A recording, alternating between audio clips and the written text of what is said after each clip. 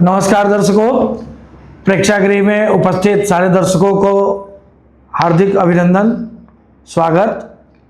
रंग साथी की नई प्रस्तुति अभी हम लोग करने जा रहे हैं, मरणोपरांत, जिसके लेखक है श्री सुरेंद्र वर्मा जी, और इस नाटक का डायरेक्शन किया है, निर्देशन किया है राहुल कुमार ओझा ने।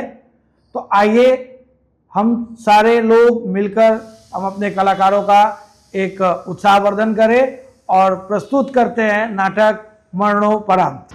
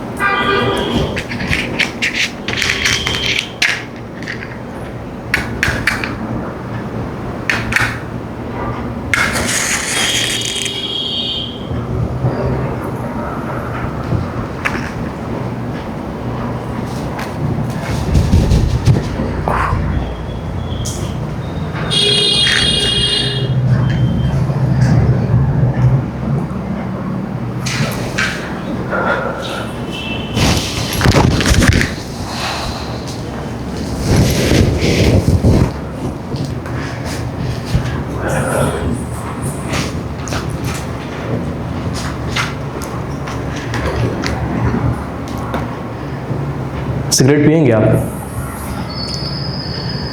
वैसे आप पीते तो नहीं हैं। मेरा फोन पाकर तुम्हें ताजुब तो हुआ होगा। शायद। पहले कभी तुमने देखा है मुझे?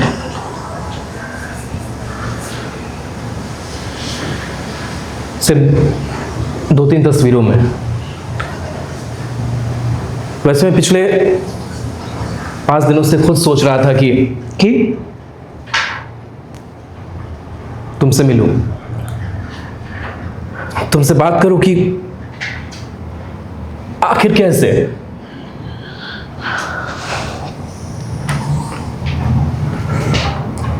ट्रक का हेडलक क्रैश था और अस्पताल पहुंचने के कुछ ही देर बाद ही आखिरी वक्त क्या कहा उसने? उसे होश कहाँ था, और मैं तो खुद शाम 7 बजे पहुंचा। यानी उन लम्हों में तुम उसके पास नहीं थे? वैसे तुम्हें कैसे पता चला? दफ्तर में फोन किया था, 2 दिनों बाद पता चला। कैसे? ओह, गलत सवाल। पिछले दिनों उससे मिलने की बात थी और वो नहीं आई थी। फिर एक लाइन की एक्सीडेंट की खबर मिली। अफसोस तो हुआ होगा कि दिल बहलाने की एक चीज मुफ्त में हाथ से निकल गई। शर्म नहीं आती तुम्हें? जो चला गया उसके लिए तुम ऐसी बातें करते हो। तुम क्या समझोगे कि वो क्या थी मेरे लिए? तो तुम मिलना चाहते थे मुझसे? हाँ, क्यों? कि तुम्हें देखो, तुमसे बात करो।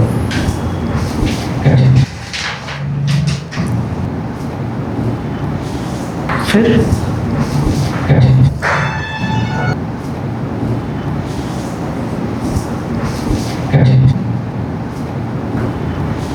2 दफा फोन तक आया। पहली बार 759 डायल किया, फिर घंटी बजते ही दूसरी बार नंबर पूरा मिलाया, पर रिंग बजते ही फिर से फोन रख दिया, क्यों? क्योंकि लगा कि पता नहीं तुम किस तरह से लोग हैं। डर? नहीं, पूरी तरह डर नहीं, लेकिन कुछ समझे ना जाने की या गलत समझे जाने की जोखिम और हो सकने वाली नाउम्मीदी का बोझ। तो मेरा फोन पाकर तुम्हें ताजुब नहीं हुआ? छुटकारा सा मिला। क्यों? क्योंकि तुम ही तो हो, क्योंकि हम दोनों ही एक दूसरे के चोट को समझ सकते हैं।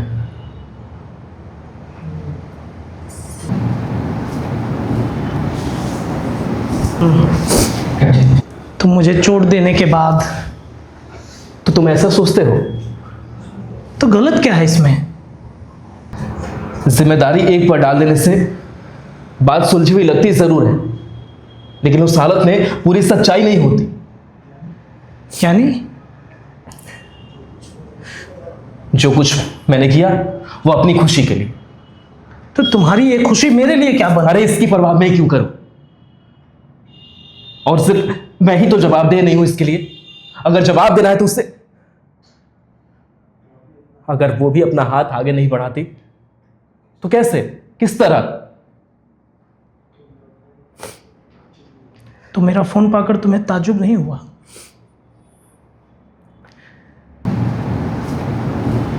नहीं।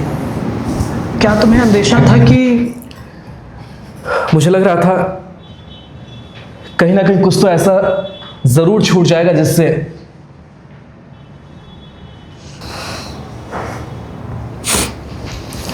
उसके पर्स से एक मखमली डिब्बी निकली, तुम्हारे साथ सालगिरह के कुछ इनिशियल्स तस्वीर और उसके दराज में एक डायरी जिसमें एक नंबर मिला, वो भी बिना नाम का। अगर ये चीजें तुम्हें ना मिलती तो? क्या मतलब?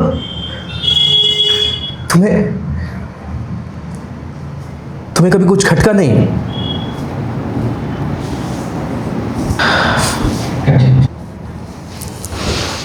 कई बार उलझन जरूर होती थी,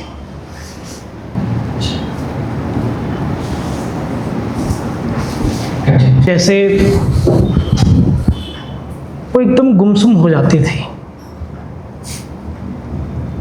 खो जाती थी कहीं,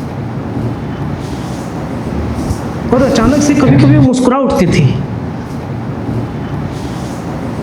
कई शामों की नामौजूदगी और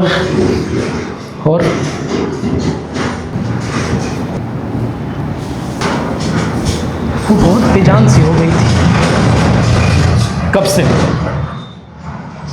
कब से था ये सिलसिला? पहले मैंने पूछा है। जानने मैं आया हूं। 1 साल से थोड़ा कम। पहली मुलाकात मेरे ऑफिस का रिनोवेशन था, इंटीरियर डेकोरेशन का काम था, तो उसके लिए जगह दिखलाई, बजट और प्लानिंग पर बातें हुई, फिर उसकी फॉर्म ने इस असाइनमेंट को पूरा किया और फिर फाइनल पेमेंट के 1 हफ्ते बाद अचानक उससे मुलाकात हो गई। कहाँ? चर्च गेट पर। तो फिर हमने कॉफी पी, चीज सैंडविच के साथ। और इसके लिए कहा किसने था? जाहिर है कि मैंने। और उसने मना नहीं किया, हामी भर दी। एक बार भी ये नहीं कहा कि उसे देर हो रही है, वो कहीं जाना चाहती है? नहीं।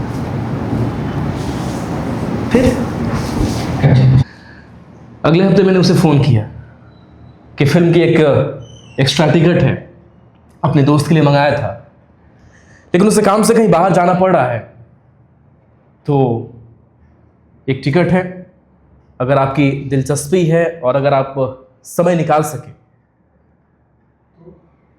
तो उसने कहा कि उसे खुशी होगी। पहली मर्तबा उसका हाथ वहीं थामा था।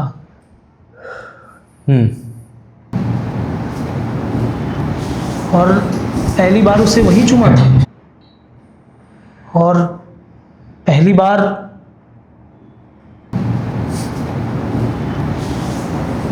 और उसने हटाया भी नहीं।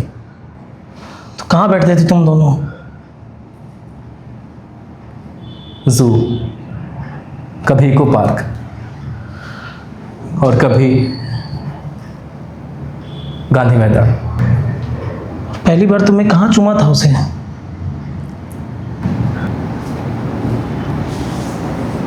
और पहली बार कहाँ?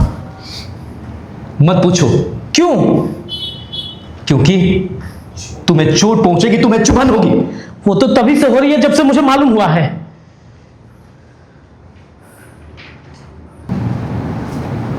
मेरे घर में, मेरे कमरे में, मेरे बिस्तर पर। नहीं, वहां कभी नहीं। क्यों? नहीं चाहते थे। कौन? दोनों। क्यों? क्योंकि उस घर में घुसते ही बहुत तीखा हो जाता था गुनाह का एहसास। अच्छा, ऐसा लगता था जैसे तुम्हारी मौजूदगी में ही। कौन करता था महसूस? तुम? दोनों। और पहले कहा किसने था? याद नहीं। याद करो, कोशिश करो। शायद उसे नहीं। लेकिन क्यों करती थी वो ऐसा कोशिश? क्योंकि वो महसूस करती थी। इन सब के बावजूद इसी वजह से। झूठ है ये। क्यों बोलूंगा भला? तुम ही जानते होगे। काश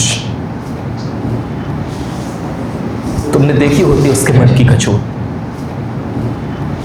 पास आते आते उसका छिटक जाना और बाद में तकिए में मुंह छिपाए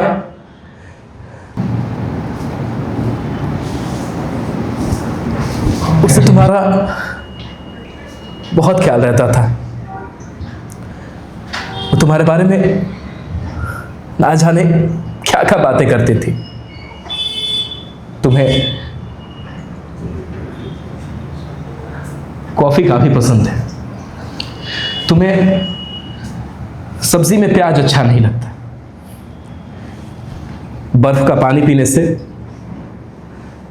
तुम्हारा गला खराब हो जाता है, तुम मिठाई के लिए एलर्जिक हो। कभी कभी तो मुझे लगता था जैसे वो मुझे ही सजा दे रही हो। इतना भी नहीं सह पाते थे तुम? बात साफ साफ मेरे और उसके बीच की थी।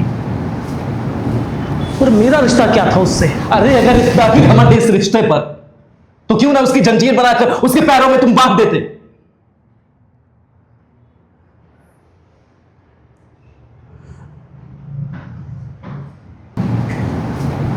पता है,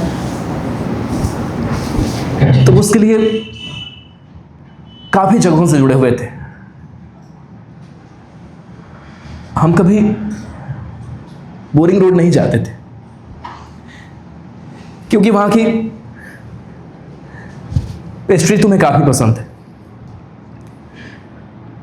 लॉन्ग ड्राइव के लिए मरीन ड्राइव नहीं जाते, डूबता हुआ सूरज देखने के लिए एनआईटी घाट नहीं जाते, क्योंकि तुमने उसे वहीं पर प्रपोज किया था। कौन नहीं जाना चाहता था? दोनों। क्यों?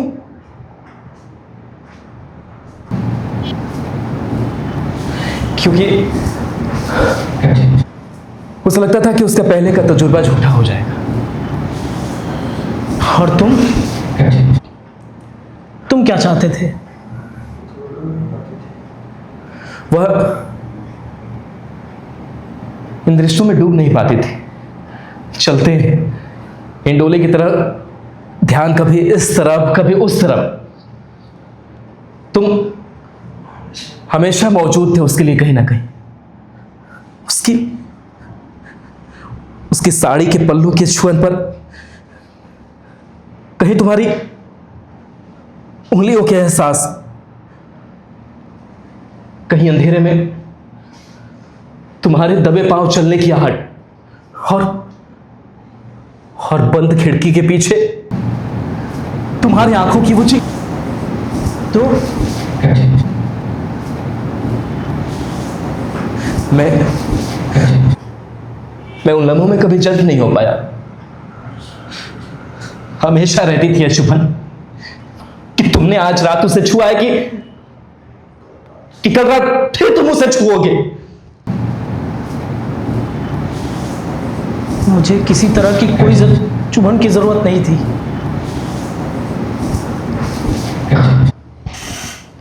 जब वो मेरे नजदीक होती थी तो लगता था कि बस कि आगे कोई दरकार नहीं है।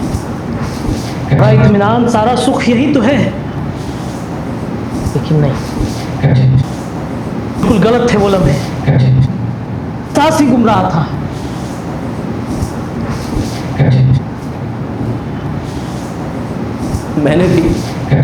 मैंने भी यही इल्जाम लगाया उस पर कि वो सिर्फ अपनी शादी की उकताहट मेरे साथ दूर कर रही है। लेकिन मैंने कहा तो है तुमसे कि वो बहुत शर्द हो गई थी। 1 साल पहले से? इस 1 साल पर इतना जोर क्यों दे रहे हो तुम?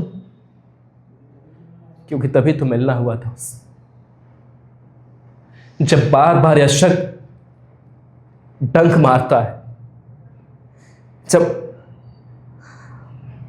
आगे बढ़ा हुआ हाथ यूं पीछे लौट आता है जैसे उसने काले लंबे घुंघराले बाल नहीं, किसी सांप की छोड़ी हुई केचुल छुई हो।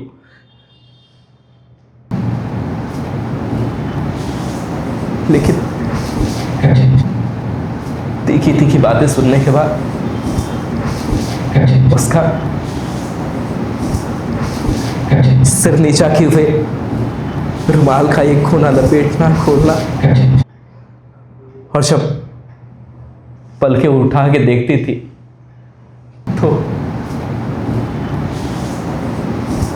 तो तुमने पहचान ली थी वो खासियत। दरअसल सबसे पहले यही वो चीज थी जिसने मुझे उसके तरफ खींचा था।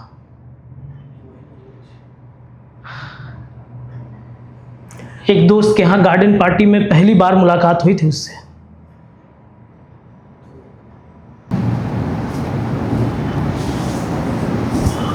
और उसकी हंसी जो मैं सैकड़ों की भीड़ में पहचान सकता, जो 2 पैक लेने के बाद कितनी हल्की हो जाती थी, एक मासूम कबूतर की तरह, कभी इस टहनी पर, कभी उस झुरमुट में, और कभी लंबी उड़ान के साथ झील की उस पार। और उसके दाएं गाल पर टहकते अंगारे साबत दिल। उसकी बातों को उस तरह से तो नहीं लिया, मतलब सस्ते ढंग से। लिया होता तो बात शादी तक पहुंचती। हुई थी। क्यों ना होती? वह भी कोई जिंदगी थी आखिर। हमेशा डरे हुए सहमे हुए कि कहीं कोई देख ना ले, कहीं कोई तुम्हें बता ना दे, और गुनाह की वह छिलती हुई खराश, यह सब मुझसे नहीं सहा जाता था। उसने क्या कहा? थोड़ी सोचने की मोहलत दो। 3 बार उसने वक्त भी लिया, पर शादी के लिए फैसला कुछ नहीं कर पाई। क्यों? क्योंकि वह दोनों रिश्तों में अभी वहां तक नहीं पहुंचती थी। तुम मौजूद थे कहीं ना कहीं उसके लिए। तुमको लेकर वो बहुत कमजोर महसूस करते थे। कम से कम तुम्हें छोड़ देने की हिम्मत जुटा पाना बहुत मुश्किल था उसके लिए, क्योंकि बीते दिनों की खातिर मैं अभी तक समझ नहीं पाया कि हमारे बीच सब कुछ कैसे नामालूम ढंग से बुझ गया। अच्छा, अगर हमारे यहाँ एक बच्चा होता तो क्या कुछ फर्क पड़ सकता था? लेकिन अगर फर्क पड़ना ही होता तो ही क्यों देती? नहीं, वो तुम्हारे लिए थी। छुट्टी लिए हो अभी? कब तक की? परसों तक की है, लेकिन और बढ़ा लूंगा। क्यों?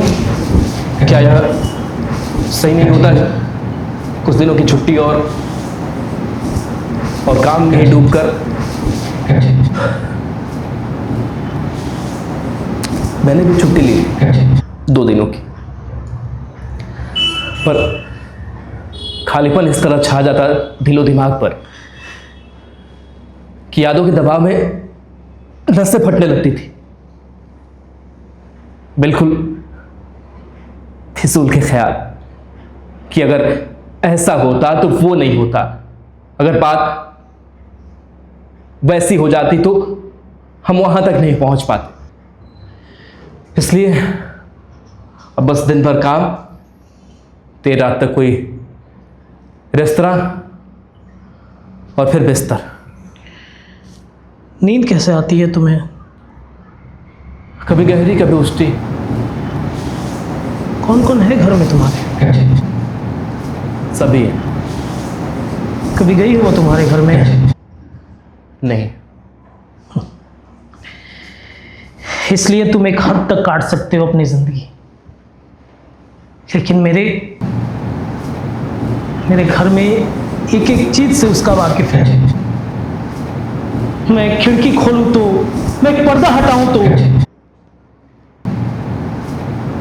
10 सेकंड नहीं काट सकता उसके बिना। उस 4 दीवारी के अंदर किसी न किसी बहाने बस कुछ दिनों के लिए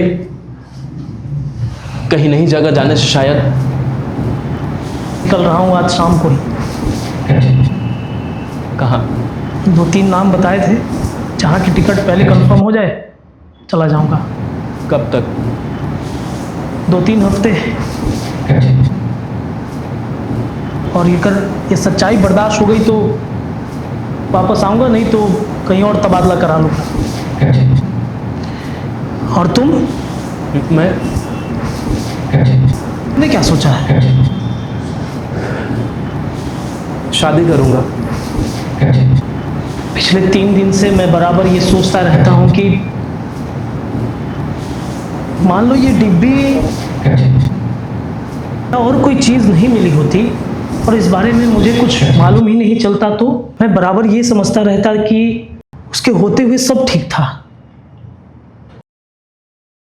तो क्या गलत हो जाता इसमें? लेकिन इत्मीनान का वो एहसास धुंधला क्यों हो गया? उन शुरू के दिन के याद से ही मुझे शर्मिंदगी होने लगती है। जब तुम कहीं ना कहीं मौजूद थे उन यादों में, चमक भी अब झूठी लग रही है कि जैसे छू तो उंगलियों में उतर आएगी।